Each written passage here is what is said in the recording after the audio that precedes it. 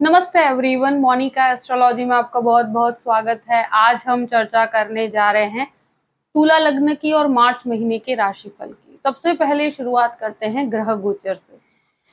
शुक्र 12 तारीख को मेष राशि के अंदर प्रवेश करने जा रहे हैं। मंगल 13 तारीख को चेंज होंगे और मिथुन राशि के अंदर प्रवेश करेंगे। बुध का 16 मार्च को मीन राशि में प्रवेश होगा और सूर्य 15 मार्च को मीन राशि में प्रवेश करेंगे। तो ये 4 मुख्य गोचर है इस महीने। अब सबसे पहले शुरुआत करते हैं आपके लग्न से। तुला लग्न और लग्न का स्वामी बनता है शुक्र। शुक्र शुरू के 11 दिन तक आपके 6th हाउस के अंदर रहेंगे। मीन राशि के अंदर काफी उच्च के रहते हैं वो। उसके बाद वो आपके 7th हाउस में राहु के साथ युति करने जा रहे हैं। ये एक ऐसा कॉम्बिनेशन बनता है कि जहां पर लग्न का स्वामी 6th हाउस में भले ही उच्च पोजीशन में गुरु के साथ है, मगर मुझे लगता है कि जो कार्यस्थल में जिस प्रकार के रिजल्ट आप एक्सपेक्ट कर रहे हैं वो आपको 12 तारीख से प्राप्त होंगे। क्योंकि 12 तारीख के बाद क्या होगा कि शुक्र आपके लग्न को देखेंगे और लग्न के ऊपर जब भी लग्नेश खुद दृष्टि करते हैं और केतु यहाँ पर ऑलरेडी स्थित है, जो आपको कभी कभी लगता है कि आप डायरेक्शन लेस फील करते होंगे, मगर यहाँ पर जैसे ही शुक्र की दृष्टि पड़ती है ये एक तरह से बहुत पॉजिटिव समय कहूंगी। अगर आप जॉब ढूंढ रहे हैं, तो आपके करियर के अंदर कोई भी चेंजेस करना चाहते हैं, कोई नए परिवर्तन की तरफ जाना चाहते हैं, या आप जॉब का कोई इंटरव्यू है उसके लिए आप ट्राई कर रहे हैं, तो 12 तारीख से आपके लिए पॉसिबिलिटीज बहुत शुभ है। इवन बिजनेस के अंदर भी आपके लिए बहुत ही अच्छे योग बनते हुए मुझे नजर आते हैं। तो आई थिंक अगर कोई बड़े कार्य करना चाहते हैं तो आप 12 तारीख के बाद कीजिए तो ज्यादा बेटर रहेगा। बिजनेस के अंदर भी काफी अच्छा डेवलपमेंट आप महसूस कर पाएंगे। सेकेंड हाउस की बात करते हैं। द्वितीयेश मंगल है और मंगल आपके अष्टम भाव में और बाद में भाग्य स्थान पे। तो मंगल खुद के ही घर को देखते हैं। यहाँ पर शनि और साथ साथ में गुरु की भी दृष्टि है, मगर मंगल खुद के घर को जब देखते हैं तो यहाँ पर ये कहीं ना कहीं वाणी को काफी स्ट्रांग बना देते हैं। तो फैमिली के अंदर एक तरह से कहा जाए तो बहुत पीसफुली होकर आपको चलना चाहिए। यहाँ पर बहुत ज्यादा डिस्प्यूटेड स्थिति से आपको दूर रहना चाहिए, क्योंकि ये कभी कभी वाणी को थोड़ा सा अग्रेसिव बना देता है। क्योंकि ये मंगल का परिवर्तन जब भाग्य स्थान में होगा तो एक तरह से मैं कहूँ कि आपके इन्वेस्टमेंट्स काफी अच्छे रहेंगे। स्ट्रांगली आप जीवन में आगे कोई भी इन्वेस्टमेंट करते हैं तो वो आपके लिए काफी फायदे कारक होगा, वो भाग्य को बढ़ोतरी देगा। और यहाँ जो बहुत ही शॉर्ट टेम्पर्ड आपका नेचर था वहां पर आपके थोड़ा सुधार महसूस होगा, क्योंकि मंगल की जो अष्टम में होने की वजह से ये चीजें होती है। देखिए, यहाँ जो भी इन्वेस्टमेंट्स करते हो तो वो भी आपको जैसे ही 13 तारीख निकलती है तो वहां पर भी आपको भाग्य के वजह से एक तरह से इन्वेस्टमेंट में काफी अच्छा सपोर्ट प्राप्त होगा। फैमिली की बात करते हैं तो फैमिली के अंदर भी मैं कहूँ कि छोटी छोटी चीजों में क्लैशेस होते हुए मुझे नजर आते हैं, मगर ये बहुत घबराने वाली स्थिति नहीं है। थर्ड हाउस की बात करते हैं। तृतीयेश जो है वो गुरु है और वो आपके 6th हाउस में है। यहाँ पर गुरु शुक्र का एक बहुत अच्छा योग बन रहा है, मगर 6th हाउस इतना पॉजिटिव नहीं होता है, जहां पर आपके शत्रु आप पर हावी होने की कोशिश करते हैं। यहाँ पर ऐसी स्थितियां क्रिएट होती है, मगर गुरु बुध और सूर्य इन तीनों का एक योग बन रहा है कि जहां पर तृतीयेश गुरु आपके 6th हाउस में है। तो मुझे लगता है कि भाई बहनों के साथ अगर कोई भी प्रकार का ज्वाइंट बिजनेस करने की आप सोच रहे हैं तो मुझे नहीं लगता कि इस चीज में आपको आगे बढ़ना चाहिए। और कोई भी प्रकार का आप फॉर एग्जाम्पल नया कार्य शुरू करने जा रहे हैं तो उसके लिए आपको जॉइंट बिजनेस, जो फैमिली बिजनेस है उसके बारे में अगर सोच रहे हैं तो मुझे लगता है थोड़ा आप सोच समझ के आगे बढ़िएगा। इन्वेस्टमेंट्स करने से पहले आपको किसी की एडवाइस लेकर कार्य करना चाहिए, क्योंकि यहाँ पर क्या होता है कि बुध भी नीचस्थ अवस्था में आ रहे हैं और यहाँ आप अगर कोई बहुत बड़ा रिस्क लेते हैं तो वहां आपको फाइनेंशियली साथ में काम करने पर आपको काफी डिस्टर्बेंसेस क्रिएट होंगे। तो इस चीज का क्लैरिफिकेशन डेफिनेटली करना चाहिए। तो इन्वेस्टमेंट करने से पहले आपको और नए कार्य को शुरू करने के वक्त अगर सिंगल हैंडेडली अकेले करेंगे तो ज्यादा अच्छा रहेगा। चतुर्थ भाव की बात करते हैं। चतुर्थ भाव का स्वामी शनि है और शनि जो है वो आपके पंचम भाव में है। ये एक तरह से देखा जाए कि मंगल की भी दृष्टि 13 तारीख के बाद यहाँ पर पड़ती है। तो प्रॉपर्टी का कोई भी कार्य है, प्रॉपर्टी की रिनोवेशन करवाना चाहते हैं, इस प्रकार के कोई भी कार्य करना चाहते हैं, प्रॉपर्टी लेना भी चाहते हैं, तो 13 तारीख के बाद की परिस्थितियां बहुत ही फेवरेबल है। कोई घबराने की स्थिति नहीं है। और यहाँ पर एक तरह से मंगल की दृष्टि की वजह से ये हाउस और भी ज्यादा स्ट्रांग बनता है कि जहां पर नई प्रॉपर्टी खरीदने का, उसके साथ पुरानी प्रॉपर्टी को रिनोवेट करवाने का कार्य करते हैं, वहां पर आपको काफी कह सकते हैं कि फायदा होगा। और ये चीज मैं जरूर कहूंगी कि माता के स्वास्थ्य का जरूर ध्यान रखिएगा 13 तारीख के बाद, क्योंकि यहाँ पर मंगल की भी दृष्टि है और शनि की पोजिशनिंग कुछ इस प्रकार से है। तो वहां पर अगर छोटे मोटे भी प्रॉब्लम्स होती है, उसको प्रॉपर ट्रीटमेंट लेना आपके लिए अच्छा रहेगा। देखिए, ये एक ऐसी स्थिति है कि मन की अवस्था, मन के अंदर बहुत ज्यादा स्ट्रेस और कभी कभी डायरेक्शन लेस फील होगा आपको। तो ऐसी परिस्थिति डेफिनेटली होगी, मगर मुझे लगता है कि ये शुक्र का परिवर्तन आपके लिए बहुत सारे पॉजिटिव डायरेक्शंस लेकर आ रहा है। अब बात करते हैं पंचम भाव की। पंचम भाव में शनि सूर्य की युति है 15 तारीख तक, और बुध भी है यहाँ पर 16 तारीख तक। तो एक तरह से देखा जाए तो सूर्य शनि बुध यहाँ पर 15 तारीख तक है। बाद में यहाँ शनि अकेले रहेंगे। तो जो भी लॉ के एजुकेशन में है, जो कोर्ट की एजुकेशन ले रहे हैं, जो जज के एग्जाम्स दे रहे हैं, इवन जो लोग टेक्निकल एजुकेशन की तरफ है, उन लोगों के लिए बहुत ही अच्छी परिस्थितियां मैं कहूंगी। मगर बच्चों के साथ आपके डेफिनेटली क्लैशेस रहेंगे, विचारों में काफी परिवर्तन रहेगा। मतलब आपके कार्य करने की पद्धति थोड़ी डिफरेंट होगी, उनकी कुछ डिफरेंट होगी। तो इस तरह के छोटे मोटे क्लैशेस रहेंगे, मगर घबराने की कोई स्थिति नहीं है। मैं एक ही चीज कहूंगी कि एक होता है ना कि हर एक का कार्यशैली अलग प्रकार की होती है। मगर सूर्य शनि ये 15 तारीख तक की स्थिति है, उसके बाद परिस्थितियों में सुधार होगा। मैं एक चीज यही जरूर कहूंगी कि जो भी शेयर मार्केट के अंदर है, उनके लिए ये 15 तारीख तक का समय बेहतर कहूंगी। 15 तारीख के बाद थोड़ा सोच समझ के आप चलिएगा, क्योंकि बुध की परिस्थितियां और सूर्य की परिस्थितियां इतनी फेवरेबल नहीं है। तो बहुत बड़े रिस्क लेकर कोई भी इन्वेस्टमेंट 15 तारीख के बाद मत कीजिएगा। जो भी संतान प्राप्ति की इच्छा रखते हैं, तो वहां 15 तारीख तक आपको अपने स्वास्थ्य का बहुत ध्यान रखना चाहिए और ट्रैवलिंग को अवॉइड करना चाहिए। अब बात करते हैं सिक्स्थ हाउस की। सिक्स्थ हाउस में सारे ही ग्रह एक साथ है, यानी कि पहले गुरु शुक्र का योग है जो बहुत अच्छा है। फिर गुरु बुध जो है यहाँ नीच के हो जाएंगे और सूर्य यहाँ पर आएंगे 15 तारीख के बाद। तो देखिए, ये आपके 11वें स्थान का अधिपति सिक्स्थ हाउस में जा रहा है। तो यहाँ पर मुझे लगता है कि लोन्स को बहुत, मुझे लगता है कि 15 तारीख के बाद लोन्स की कोई भी प्रॉब्लम्स आपके सिर पे नहीं आनी चाहिए, यानी कि लोन नहीं लेना चाहिए 15 तारीख के बाद, क्योंकि ये स्थिति इतनी फेवरेबल नहीं है। जब खुद सिक्स्थ हाउस में 11th लॉर्ड बैठे, तो ये कहीं ना कहीं मुझे लगता है ये पे ऑफ करने में बहुत समस्याएं होती है।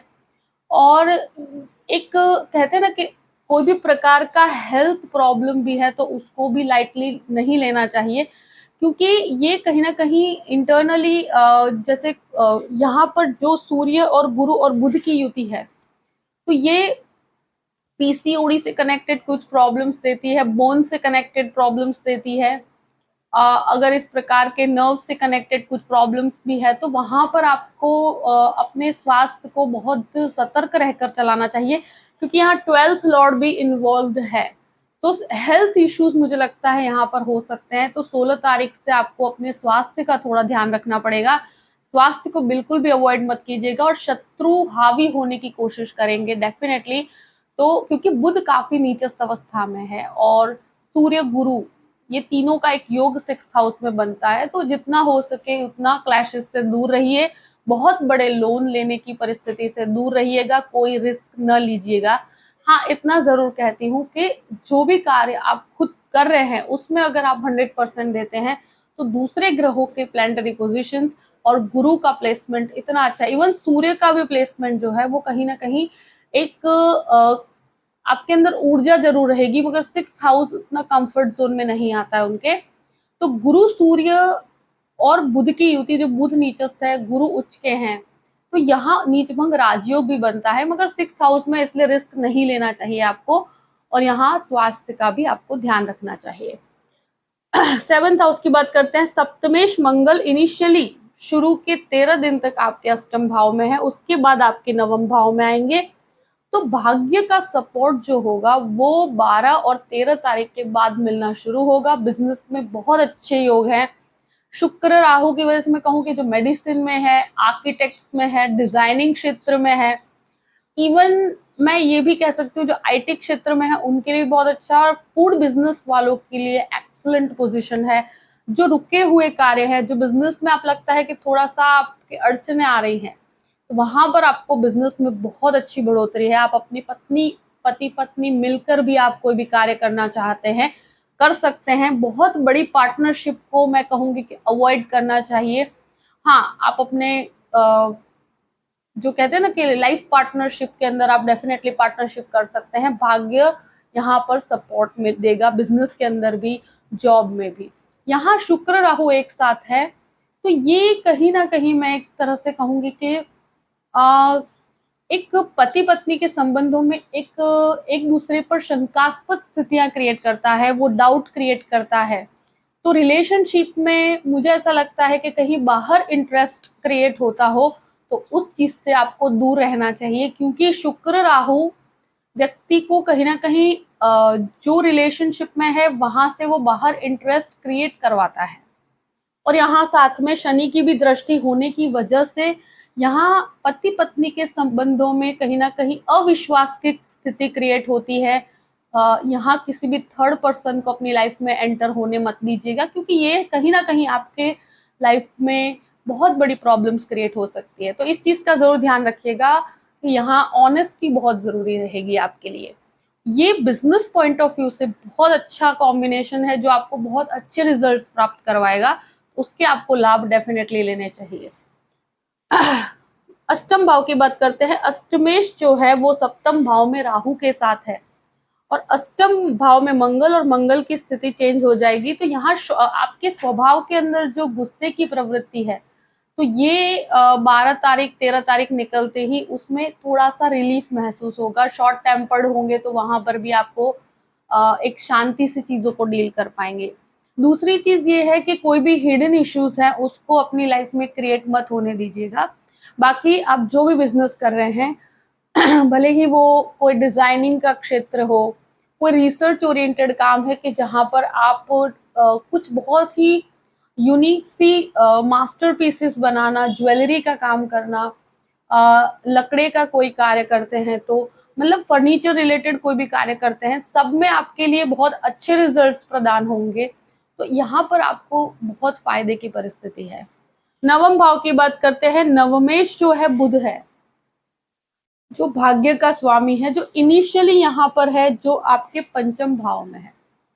तो कहते हैं ना कि ये कोई भी मास्टर्स करना चाहते हैं, कुछ पढ़ाई जिसमें आप कुछ आगे बढ़ना चाहते हैं, पीएचडी करना चाहते हैं, तो यहाँ पर मुझे लगता है कि 16 तारीख तक की स्थितियां आपके लिए अच्छी है। उसके बाद मुझे नहीं लगता कि ऐसी चीजों में इस महीने आप कोई भी प्रकार के मूवमेंट आगे ले सकते हैं, क्योंकि बुध काफी नीचस्थ हो जाते हैं। तो भाग्य का सपोर्ट कुछ चीजों में आपके लिए 16 तारीख के बाद नहीं होगा। बुध बहुत नीचस्थ हो रहा है, तो रिस्क नहीं लेना चाहिए। और शेयर मार्केट में भी है तो वहां पर भी भाग्य को आजमाने की कोशिश मत कीजिएगा। तो 16 तारीख तक आपके लिए आप शेयर मार्केट में आपके लिए बेहतर परिस्थितियां हैं, मगर उसके बाद की स्थितियां बहुत रिस्क टेकिंग एटीट्यूड को मत डेवलप कीजिएगा। यहाँ मंगल है, तो मंगल भाग्य स्थान में है, तो भाग्य में बिजनेस के अंदर काफी अच्छी बढ़ोतरी होगी। आपके इन्वेस्टमेंट्स, अगर आप एक्सपर्ट की तरह एडवाइस लेकर कार्य करते हैं तो बहुत ही अच्छे रहेंगे और कर सकते हैं, मगर मैं ये कहती हूँ कि रिस्क मत लीजिएगा जो आपकी कैपेसिटी से ज्यादा हो। अब बात करते हैं दशम भाव की। दशम भाव के ऊपर गुरु की पूर्ण रूप से दृष्टि है, और ये चंद्रमा होल्ड करते हैं आपके दशम भाव को। तो यहाँ बिजनेस के अंदर कंटिन्यूअस बढ़ोतरी है। जॉब में भी मुझे लगता है कि ये ऐसी परिस्थितियां हैं कि जहां पर अगर रिक्वायर्ड नहीं हो तो बहुत बड़े चेंजेस को अवॉइड कीजिएगा। जो है उसी में बहुत अच्छी परिस्थितियां क्रिएट होंगी अब आपके लिए। मुझे लगता है कि 12 तारीख के बाद परिस्थितियां और भी अच्छी है। और अगर कोई जॉब में परिवर्तन करना भी चाहते हैं तो यहाँ पर मुझे ऐसा लगता है कि आपके लिए 12 तारीख निकलने के बाद काफी अच्छी अपॉर्चुनिटीज भी हैं। और अगर आप जहां पर हैं वहां पर आपको अच्छे रिजल्ट्स प्रदान हो आपको ग्रहों के द्वारा, तो फिर बहुत बड़े रिस्क टेकिंग या जॉब चेंज की परिस्थितियों को अवॉइड कीजिए। और इस महीने मुझे लगता है कि गुरु के द्वारा आपको कार्यस्थल में बहुत अच्छे इनकम के सोर्सेस प्रदान होंगे, तो ये एक अच्छी परिस्थिति है। 11वें स्थान की बात करते हैं। 11th हाउस का स्वामी सूर्य है, जो इनिशियली आपके पंचम भाव में और फिर आपके 6th हाउस में। तो मुझे ऐसा लगता है कि इस महीने आपके कार्यस्थल के अंदर बहुत अच्छा है, मगर कोई भी प्रकार के कहते हैं ना कि आप फैमिली के साथ काम कर रहे हैं तो वहां पर जॉइंट कोई भी कार्य करते हैं तो उसको अवॉइड कीजिए, रिस्क मत लीजिएगा, क्योंकि वहां पर इतने फेवरेबल रिजल्ट नहीं है। इनिशिएटिव खुद के सेल्फ इंडिपेंडेंटली लेना चाहते हैं ले सकते हैं। लोन्स मुझे लगता है कि नहीं लेने चाहिए। और स्पेशली 15 तारीख के बाद कोई भी रोग हो तो भी उसको सीरियसली लेना, ऋण हो तो भी बहुत सीरियसली लेना, क्योंकि लोन्स को बढ़ाने की प्रक्रिया इस महीने आपके लिए अच्छी नहीं है। 15 तारीख तक फिर भी परिस्थिति अच्छी है, मगर उसके बाद ये इस प्रकार के कोई रॉन्ग डिसीजन मत लीजिएगा। जो भी काम करते हैं खुद से कीजिए, उसमें आपको बहुत फायदा होगा। बिजनेस में भी और जॉब के अंदर भी किसी के भी बहकावे में आके कार्य नहीं करना है। आपके लिए अपॉर्चुनिटीज डेफिनेटली हैं और उसमें आपको गुरु के द्वारा आपको बहुत अच्छे रिजल्ट्स प्रदान होंगे। कोई भी आसपास की डिस्प्यूटेड स्थिति में नहीं पड़ना है, क्योंकि ये परिस्थिति ऐसी बनती है कि 6th हाउस के अंदर जो आपका 11वें स्थान का स्वामी सूर्य बन के जाता है, वो अथॉरिटीज के साथ बहुत सारी और बुध का भी नीचस्थ होना, तो ये कहते हैं ना कि कार्यस्थल में काफी डील करना बहुत मुश्किल हो जाता है, चीजों को परिस्थितियों को समझना मुश्किल हो जाता है। तो ऐसी परिस्थिति में बहुत शांति बना के आगे बढ़िएगा, और स्पेशली 15 तारीख के बाद। अब बात करते हैं आपके 12th हाउस की। 12th हाउस का जो लॉर्ड है वो है बुध, और इनिशियली वो आपके पंचम भाव में है और बाद में वो आपके 6th हाउस में, छठे घर में है। तो ये एक ऐसी परिस्थिति है जहां पर आपको फॉरेन लैंड से कनेक्टेड चीजों में थोड़ा सा मुझे लगता है कि धीमापन मुझे दिखता है। यहाँ पर जो रिजल्ट्स चाहते हैं वहां पर थोड़े डिलेज होंगे और थोड़ा आपको पेशेंस बना के रखना पड़ेगा। मगर जो भी स्टूडेंट बाहर जाना चाहते हैं, विदेश जाना चाहते हैं, 15 तारीख तक की परिस्थितियां उनके लिए काफी अच्छी है। और यहाँ क्या है कि अगर कोई भी लीगल मैटर में फंसे हुए हैं या कोई प्रॉब्लम है, इस प्रकार का कोई कोर्ट केसेस चल रहे हैं, तो मुझे लगता है कि आपको 16 तारीख के बाद बहुत सतर्क रहना चाहिए, क्योंकि यहाँ पर वाणी के ऊपर बहुत संयम रखिएगा। कोई भी इस प्रकार का कोर्ट केस चल रहा है तो 16 तारीख के बाद की परिस्थितियां थोड़ा संभलने की है और बहुत शांति से चीजों को डील कीजिएगा, क्योंकि बुध काफी नीचस्थ अवस्था में है। भले ही खुद के घर को देखता है मगर वो डिस्प्यूट के घर में है, तो कोर्ट केसेस में थोड़ा संभलने की परिस्थिति है 16 तारीख से। अपने खर्चों के ऊपर भी थोड़ा नियंत्रण रखिएगा, क्योंकि 16 तारीख निकलते ही और शुक्र राहु का भी कॉम्बिनेशन व्यक्ति को काफी एक्स्ट्रा एक्सपेंसेस की तरफ लेकर जाता है, वो लग्जरी की एक्सपेंसेस की तरफ चला जाता है। तो वहां थोड़ा खर्चों को प्लान करके चलिए, क्योंकि अपने इनकम के फ्लो में तो बढ़ोतरी होगी मगर खर्चों पे थोड़ा सा आपको नियंत्रण रखना है। जो भी परिस्थिति है मैंने आपके सामने रख दी है। आई होप कि ये वीडियो आपको पसंद आया होगा। पसंद आए तो लाइक भी कीजिएगा और सब्सक्राइब भी कीजिएगा। अगर आप मुझसे कंसल्टेशन लेना चाहते हैं तो डिस्क्रिप्शन बॉक्स में मैंने अपना ईमेल आईडी दिया हुआ है, astrologymonica@gmail.com। आप उस पर मेल कर सकते हैं। मैं आपको पूरी ही जानकारी प्रदान करूंगी कि कैसे मुझसे कांटेक्ट किया जाए और कैसे मुझसे कंसल्टेशन लिया जाए। अपनी परिस्थितियों को ध्यान में रखते हुए अपने पूरे ही महीने को प्लान कीजिए। और हमेशा खुश रहिए। Thank you so much. जय श्री कृष्ण।